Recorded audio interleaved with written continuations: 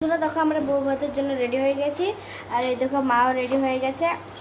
তো আমরা এখন বের হব। তো চলো ওখানে যে আমরা দেখা বন্ধুরা ক্যামেরাটা লড়াস না একটু কি করতে আর কিভাবে করি তো কিরকম লাগছে জানি না এতে পরে যাব। তো আমি এইগুলো জিন্সের প্যান্ট পরে যাব, মা শাড়ি পরে যাবে। আমাদের রেডি হয়ে গেছে, এবার বেরোবো শুধু। আমার দাদা বলি কথা, আমার প্রদীপদার আজকে হলো কি আজকে হলো ভাত। তো যাবো এখন।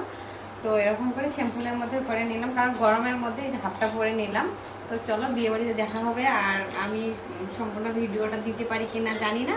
তো তোমরা পাশে থাকো দেখতে থাকো। ওকে, ওই জায়গায় অবশ্যই দেখা হবে। একটু অত সুন্দর আমাদের বাড়ির সামনের আমার বৌদি ভাই।